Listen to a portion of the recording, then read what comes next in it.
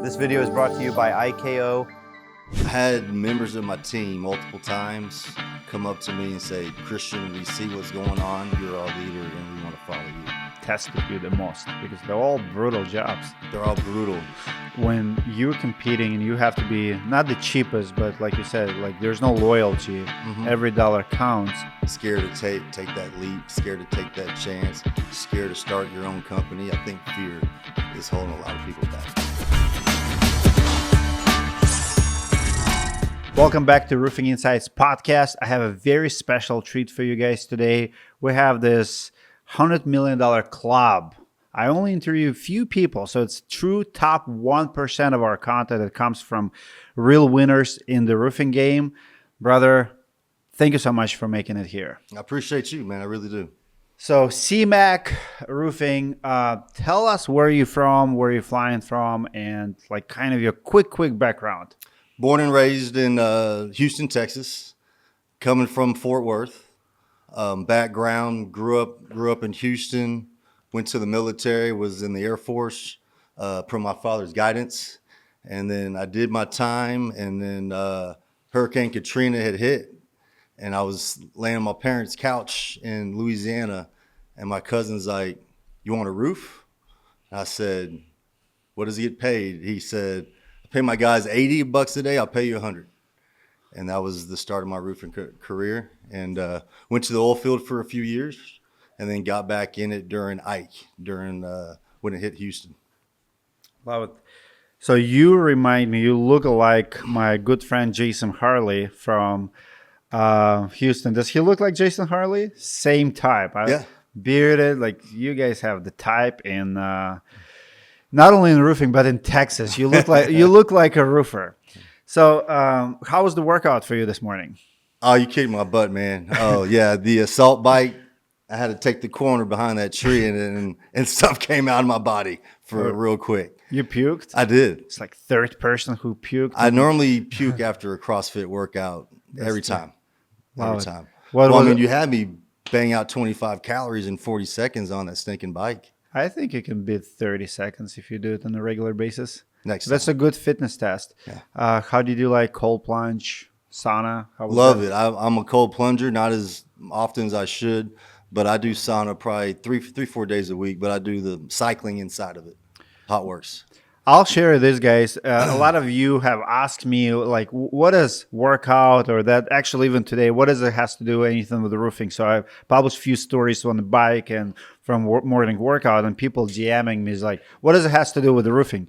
And my answer to it, everything. Because first of all, a lot of my guests, we're only guests on Facebook. Like we've done some Zooms here and there with some guests, like we pre-qualify people who come over. But in my experience, the best podcast is with people that you have some kind of experience. And there's nothing like workout, puking, getting hot, getting cold. Right, uncomfortable, getting uncomfortable. Different vibe. This is like fourth video for today. Thank you so much for being here. Let's go through your journey. You talk about the profit first model in roofing and doing things differently at Cmac. What does it look like in your day to day? People first. People first. People first. My day to day, over the past really year, I've been able to focus on the business and not in the business. So right now, my day to day is really finding like-minded entrepreneurs, like-minded roofers, gutter guys, AC guys that really want to put their pride down and come together, because everybody's vision is to sell. Everybody's vision eventually is to sell. So my day-to-day right now is really getting the collective group together, pride aside, let's build something together, and hopefully exit in 5 to 7 years.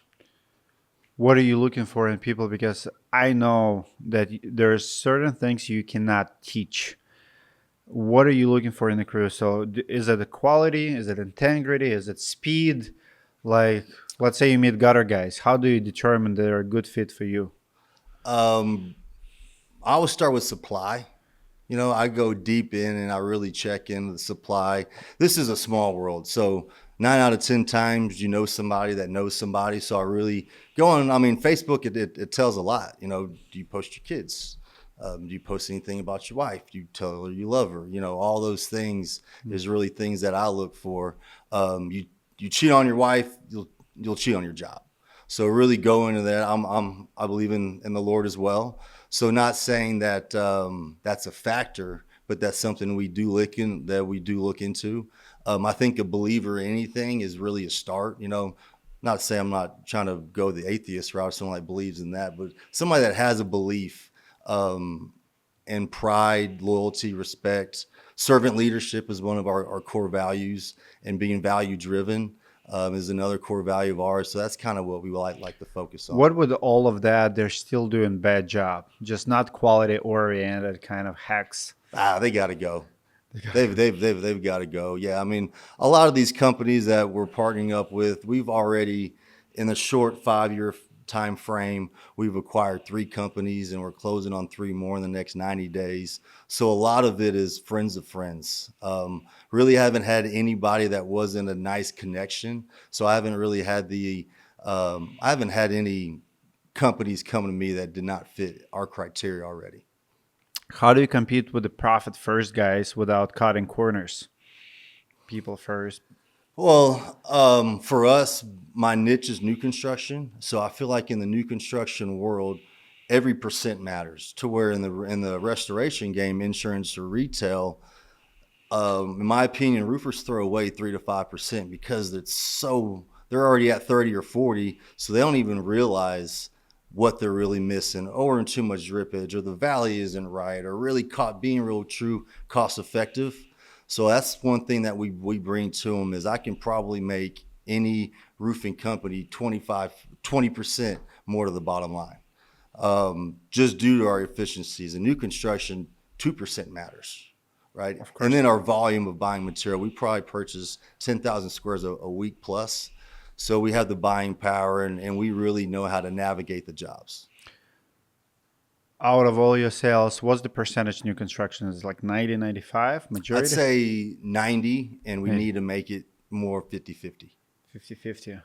What's the hardest in that game? In the new construction? Yeah. 50 cents matters. 50 cents. 50 cents matters. Right now, 5 cents matters. I get a call from a really close customer, and he's like, Christian, I had to let go of 3 people this past week. It's the hardest job I've ever done. We've been loyal, but right now, loyalty's out the door. It's bottom line money. The bottom line. You scaled division to $40 million in a year. What's one system you learned that still you use today? The number one thing, you just got to be a decent person, man. You can't win every time. Your goal can't just be about yourself. Your goal has to be about bringing people up, and really, I tell us all the time, man, being a decent person, you're 80% of the way there. So me just really knowing where I came from, everybody's like, my fiance is like, why aren't you excited? You're 100 million. I was like, because we haven't scratched the surface. I try to keep my guys temperature low. We're doing $100 million a year, close to it. I drive a Toyota Camry. So it's really not, I try to let these guys know, I understand the roofing world is the Lambos and the jacked up trucks, but it doesn't have to be, right? Drive a Toyota Camry hybrid, 50 miles per gallon, $32 to fill it up. I'm a happy camper, right? So that's really what I'm trying to bring to the guys. That's my kind of people. Yes. I love it. Right. My best vehicle in the business always been, like even today, like even my truck is a hybrid, but it was a Volkswagen Jetta, 50 miles per gallon, TDI, 2-liter. Love it. Couple of years in the business. Everybody was making fun of me because I did not have a truck. And then I got 2 trucks, put drivers on them, and still was driving the TDI. Yeah. Because but before the Camry, my last employer had a Ford Focus.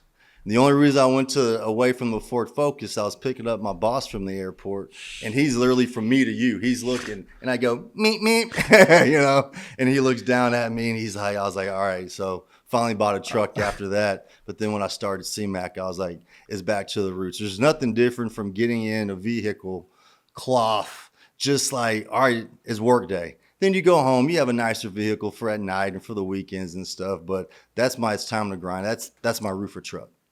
Love it. So you have offices in 3 states. How do you manage all of those teams and make sure things are running well remotely? I've got probably the best team ever. Oklahoma and Arkansas kind of came to me. through a competitor who really wanted to grow his business. So he came on, and Oklahoma and Arkansas overnight went to a 10 or $12 million market for us. So I've got great people that have allowed me to really step out and go for the greater good, and that's to build this company. How do you keep your team motivated beyond paycheck? Because obviously, when you're competing and you have to be not the cheapest, but like you said, like there's no loyalty, every dollar counts. How do you motivate team when sometimes you probably know you cannot pay them what competition can pay? My team, because of where we're going, and we are going that sale route. You know, we're changing Cmac into stock. So where they're going to get stock to know in 5 to 7 years, yeah, you could have made maybe $20,000 or $30,000 more a year, but when we sell in 5 to 7, you'll get a couple $100,000. So big vision. Big vision, big vision. Our re-roof team, they make more money on our side because of our buying power and the way we operate it. So my re-roofs team is using our efficiencies to be at that closer to the 50 to 60% gross margin. How competitive is new construction versus retail or insurance? It's not even close. It's not even close. If I told you the turnkey numbers that we're at, you'd be shocked. How many people are beating at that? Put it like this: in DFW, there's probably 8,000 insurance roofers. There's probably 8 new construction roofers. Wow. 8. There's probably 20, but there's 8 that own Sure, it. the big That's ones. that is their day-to-day job. And there's 40,000 houses being built. Wow. Let's talk about industry trends. You work in Texas, Atlanta, Nashville. Which market is the hardest and why? I'd say Nashville and Atlanta are very similar on the new construction side. To me, it's totally different what each trade does. You know, in Texas, your framer does typically your frame, your cornice, and your decking. Atlanta and Nashville, your framer does the frame and decking and not the cornice or siding. So you're roofing houses that have no fascia. So we're coming before the siding guys. So to me, for me, it's opportunity, right? Okay, well, what if I did the decking and the siding? So for me, that's kind of my big picture of mine. But going to these markets and seeing drip edge installed with no fascia, you got to leave the gap, and then they slide the fascia up through it. But which one would you say the hardest market to be in right now in 2025? Hardest market on insurance is always going to be Texas, I think. What about new construction? New construction, it would be those other states just to do this. It's just not what I'm used to. I see. What's the biggest difference between new construction and storm restoration? I know like there's competition, like you said, but what other differences between profit margins, obviously? In my opinion, your new construction roofer creates the roof system. They create the puzzle to where a re-roofing guy, he sees the puzzle made already. He's just taking it apart and putting it back together. A lot of them, in my due diligence, a lot of the re-roofing guys don't truly understand a roof system.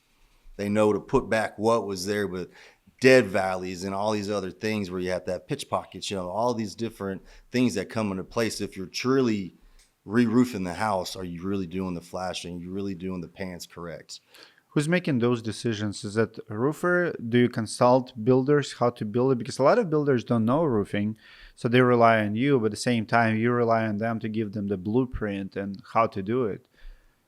We get the blueprint, a lot of EPOs out in the field, and changing from it. But in Texas, it's more architect and design that they do not care about the roof, the roof or the functionality. So it's a lot of in the field, dead valley pans with 36-inch metal. Here, you guys would probably do exposed because of your snow and your other elements. But in Texas, it's covered up with shingles. So the re-roofer guys, they really don't know until they tear it off. In your opinion, what's number one mistake that roofers make when dealing with builders? Oh, dealing with builders. The number one mistake that they would make is putting a re-roof crew on it because they don't understand the roof system. It's very important. It's very important. I think another mistake on the new construction side that they tell builders is our roofs don't leak. Our roofs never leak. Yeah, they do. We do 10,000 roofs last year. If it rainstorm, I've got 25,000 roofs under warranty now. if we just had hail like last night, I think, or 2 nights ago. So they're going to call me regardless. So even if I have 10% of those homeowners call me, that's a lot of phone calls to field. Yes, it is. What's can't talk anymore. How have your customers changed in the past 5-10 years? Builders and homeowners you're dealing with, how is that changing? Like we spoke a second ago, right now it's all price. It is all price conscious. The industry's down. New construction down about 22% for this year, and I see it tanking a little bit more. So right now is just the relationships which I built over 15 years. That's what we're known for. Are your numbers up or down? We're actually still up. We've hustled. We probably grew 15% or so here this year. Where do you think biggest opportunity for roofers in the next 5-10 years? What to get into now? Obviously, you're in the new construction, but what else do you see that's trending? Well, I think solar took a tank, right, with the tax credits. Also because it sucked. It did, yes. I mean, if you're a roofer and you're not doing gutters already, I think you're missing out. You know, I think a lot of these re-roofing guys, they just don't. They just see a check and they chase it. For me, in my organization, I'm like, what can we do internally to make 3 or 4 or 5 more points? So that's one thing I think these guys really got to do is in-house more of your trades instead of just finding a guy and, okay, insurance says 7, I'll pay you 5, but you could have got it done for $350, right? So I think that those trends is what needs to happen. I want to touch more on your personal journey. What was the moment that you realized that you had to start Cmac? I had members of my team multiple times come up to me and say, Christian, we see what's going on. You're our leader and we want to follow you. And I was in a church service and it was called Living Your Life Unlocked. At that point in time, after those knocks, and then God through that service was like, it's time. It's time for you to do this. God wants you to have everything, your life unlocked. I've got it tattooed on my chest of the breaking the chains, living your life unlocked. He wants that full potential. If it is a Lamborghini, it is a Lamborghini. You tithing, are you bringing the people to the church? Because really that's the goal. So during that service is when I decided that it's time to go. Elaborate a little bit more on that tattoo, broken chain. What does it mean to you, and why did you decide to do it? It was the chain break was actually living your life unlocked, so it was part of the service. And for me, it means everything, man. It's just your full potential. Nothing's holding you back. It's actually Jesus's hands holding me from behind, saying, "I have your back," and breaking it. And that's what I want to do, man. No ordinary life. You're here one time, so really you got to make the best of it. What's holding most contractors back? Fear. Scared to take that leap, scared to take that chance, scared to start your own company. I think fear is holding a lot of people back. Being content. From Air Force to oil fields, this is just your journey, right? Air Force, oil fields, roofing executive, and then owner. Which job tested you the most? Because they're all brutal jobs. They're all brutal. I'd say owner. I've got 75, 80 employees that depend on me, and then another 250 subcontractors. Yeah, the subcontractors could find another job, but we treat our guys different. We have Christmas parties for them. We buy them things. If I'm on a job site, which now is not as much as it used to be, buy them food. I don't speak Spanish. They don't speak English, but we talk to each other, and they just let them know that, hey, my door is open. I know what you're going through. I didn't do it to your level, but I've been on the roof. Hey, if you want to take a nap in front of that front street or the garage for 2 or 3 hours, I got your back. It's so funny. He said, I don't speak Spanish. They don't speak English. That's how my dad is. My dad speaks Russian, doesn't speak English, but I see him talking to people all the time. And he would come to me and he would tell me what people told him and what they were talking about. I'm like, Dad, you don't speak English. Yeah. You can't ask for direction. And you just tell him you had conversation with him. I can relate. Love it. Did you ever think about walking away from roofing completely? No. Never? This is all I know. No. I don't know what else I would do. I don't know what else I would do. How I long? love it. How long have you been in the oil rigs? I was only in the oil rigs for about 2 years. 2 years. How is that compared to the roofing? It's manual labor, is pick that thing up and put it down, right? Instead of I just followed orders. I was a low man. So it was 12-hour shifts. We would work 40 days straight, and I'd take a week or two off. I was a workaholic at that point in time. It was about building a bank account. So I'd definitely say that was probably the easiest job. Hard labor. People don't realize that hard labor will build you, but it's also satisfying. Seeing building, even if it's just basic stuff, so satisfying. Like building this wall, like this stuff, it's satisfying. It is. You build something. Versus when you spend 80 hours and you still lost money that week. Yeah, right. Try to sleep at night after that. Yes. Knowing that you work hard. No one busted your butt. Your team busted their butt, and the rain got you that week. Yep. When you were younger, it was all about hitting revenue goals. What does success mean to you now? It's not about. I like trophies, man. I like trophies. I like to get those crystals at the end of the year from the suppliers. I like to show my kids that it's not really about money. We live a great life, but for my kids, when we go out for breakfast, they have a budget. You know what I mean? It's $20, dude. Like, not $20 and 10 cents. If you want milk and your meal's $19.99, you gotta go for a $15 meal, right? Or even, if we go out on a vacation, they don't get sodas. I've got 5 kids, and 5 kids times 4, dude, that's $20 a meal times 3 meals a day times 7 days. I'm spending $500 on soda. No, that's not gonna happen. So I'm going to cut it. I'm going to show it to my kids as a reason why we're not getting soda. Yeah. What are the ages? 22 to 12. Oh, wow. Yes. You have them quick. 22, 18, 18-year-olds, 2 18-year-olds, 13 and 12. Are you trying to bring them to the business? Help you in the business way? It won't be there. It won't be there? No. They don't want it? I mean, my 18-year-old, he's going to the military. My 18-year-old daughter, she's in cosmetology. 22 is a flight attendant. And 13, my son, he wants it. I'm like, it ain't going to be here, bro. Why? I'll be sold by the time he's ready to take it over. Love it. Yes, sir. Love that mentality. What's the biggest lie roofers tell themselves about success? The biggest lie, I see people lie about their revenue all the time. Everybody wants the cloud. I just don't understand it. That's why for me, it's been really hard because I don't like saying we do 100 million a year. Yeah, it's great. I'm trying to figure out how do you talk about your company and the success without being arrogant and cocky. So those are my flaws that I'm really trying to work through.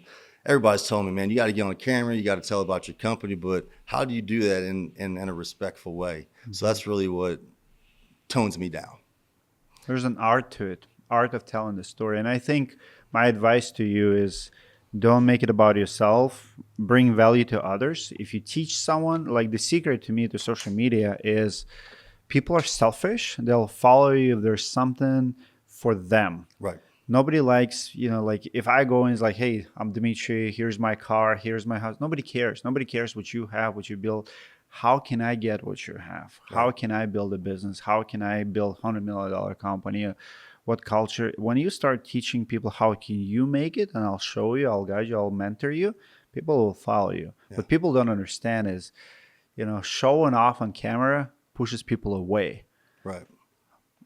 So I love your mentality. I think you're going to do well. Comment, guys, below if you would like him to mentor you or if you would listen and tune in. And if you would start a podcast or YouTube show or whatever, if you would listen, I want you to come back to this video and read the comments because you're exactly the leader type that people need to tune in more because we're all tired of fake guru. Look at me, look at my numbers, look at my, it's getting old so fast. Nobody cares. Yep.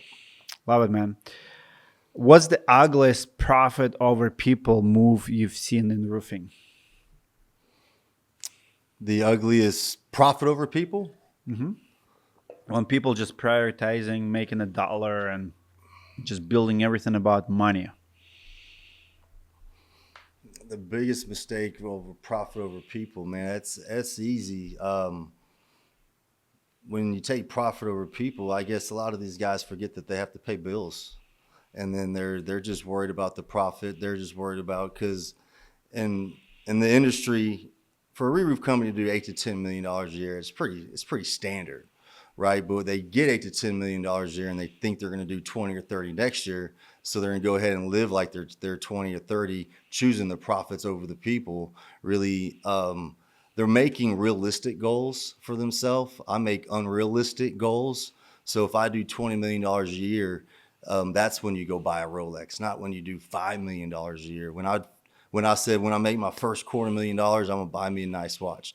It was a $600 Gucci watch, right? So I put myself on a different level to where I've really got to work to get the reward in choosing the people over the profit. Love it. Finish the sentence. The future of roofing belongs to companies that. People over profit, man. Every time it's people over profit. If you have an owner who isn't financially stable, if he's coming up in a new vehicle all the time, he's on trips all the time, that's when you really got to start looking. Is he working in the business, or are you just working for him? Is he elevating you? Is he giving you an opportunity to have your own division or be a sales manager? That's what we love to do. I can't wait for somebody to say, yeah, I want to go to Denver. I want to go to Arizona. We've got a gentleman that works for us. He's 26 years old. He's worked for us about 3 years. He's like, Christian, I want the next step. I was like, brother, let's go. Nashville is yours. So, in the next year, he's going to move to Nashville. He's had commercial training, residential training, and re-roof training. So we're gearing him up now to start shipping people off. So that's what I believe. Love it. Austin versus Atlanta. Who has the best food? Austin versus Atlanta? Yeah. Man, I'm not gonna lie, I fell in love with Atlanta. Like, I'll move there tomorrow. Alpharetta area. Did you see that traffic? It's horrible. Even in Alpharetta, it's like the worst state to be in. Yeah, you haven't been to Austin much.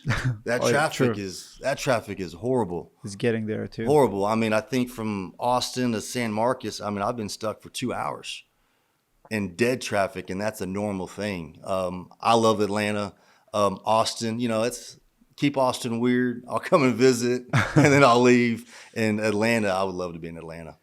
Any good food spots to recommend? In Atlanta? Yeah. Oh, man. Just go to the Avalon area. There's so many things there. So many things. I want to pick your brain a little bit on how you became the leader you are today. Who influenced you the most on money and decision making? Because you're built different. I've interviewed so many people who have completely different, mindset about money, raising kids, and you're one of the humblest people who reached that $100 million goal. Who influenced you the most, and what advice would you give someone? What training would you recommend who is just this is a building curveball this? for you? Nobody, dude. Nobody. I just read my first book, Science of Scaling, since Goosebumps in elementary school. I can't focus, so I'll start reading a book for 3 minutes, and then my mind's on something different. I don't believe in taking medicines and all that stuff. I feel like you need to deal with your situation. For me, it's in my bag. I still got a voice recorder that I walk around with, and if I think about something, I talk about it. If I'm on the phone with you and you say something, put my voice recorder, write it down in my remarkable, go over it each day and let it soak in. But besides watching my dad was a salesman. He sold jewelry for a living. I'd go on him with his rides and his sales meetings, and I get my work ethic 100% from Pops, 100% from Pops. If anybody that meets my dad will say he's a man of his word. They used to talk about him. He's a little Portuguese guy with gold diamond. He was just jewelried out because he sold jewelry. Yeah. So I think the work ethic comes from my dad. I'm going to go back to it, man. Just being a decent person, not having to win every time, just seeing other people win and really enjoying other people winning. A lot of people say it, but do they really enjoy it? You know, I love it. I love it. Well, here's my take from this interview and what he just said.